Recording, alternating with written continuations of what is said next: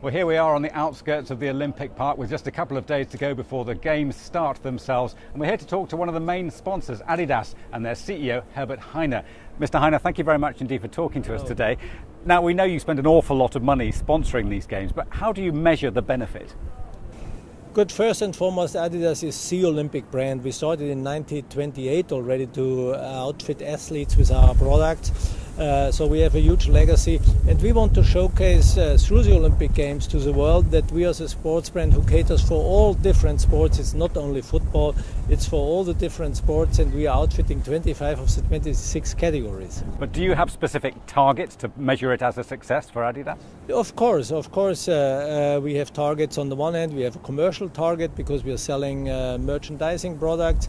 Then we have also a target how our brand is perceived by the athletes, how our brand is seen by the consumers. This we watch carefully because the money we spend, we definitely want to have a return. But you're not going to sponsor the 2016 Games. Is there a particular reason for that? Could we always measure by whatever event we sponsor what is the outcome, what kind of money do we have to put in? And you relate to the Olympic Games in 2016 in Rio. You know that 2014 is the Football World Cup in Brazil, and this is where we have our home turf as the number one football brand in the world, and we will make this big, and therefore we have concentrated on the World Cup. Okay, now I know you have your results next week, so you can't be too specific, but I also understand you made 3 million pieces of apparel for this Games. Do you know how many of them you've already sold?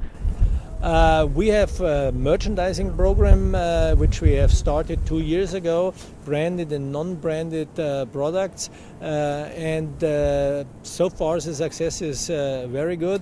The products are sold already since, as I said, 2 years, highly received by the consumers, and we are quite satisfied with that. And then I'm sure during the Olympics the sales will even more spike. How is the UK compared with Europe? I mean, is there an Olympic boost that you're getting and you can see already? I mean, the UK market is in general a very important market for us because the UK consumer are very sport fanatic, football fanatic, and UK has always been a great sport nation. So therefore the market is extremely important for us.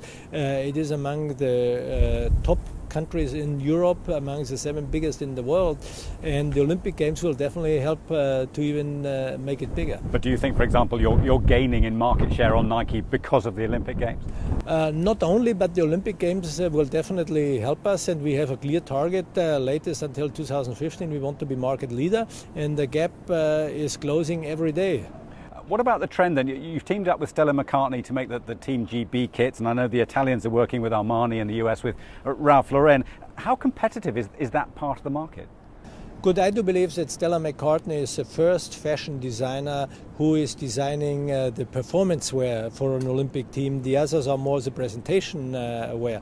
I think this is really cool and this is exciting, and what I have seen so far, the response in the UK about the kit is great, and we are absolutely happy with the cooperation with Stella. But do you think this is a one-off, or is it a process that might continue and fashion and sport are more and more entwined? I fear that we will be copied after that, but in general you can see that sport has a big influence into fashion as well, and sport companies were able to bring more and more fashion elements to their sport gear, and I think this will continue. I do want to ask one final question. It's been on the Today programme on the BBC, the Prime Minister's got involved. What happens if a child turns up with their Nike trainers on, their Puma t-shirt or whatever? Should they be banned from getting into the Games because Adidas is a main sponsor? No, if a normal visitor goes into the stadium and wears a pair of sneakers from one of our competitors, this is definitely not forbidden. If it would be an organized ambush campaign, then of course a local would step in, but in general this is not forbidden. Okay, Mr. Hainer, thank you very much indeed for joining us today. That is all for now. I'm Nigel Stevenson. This is Reuters.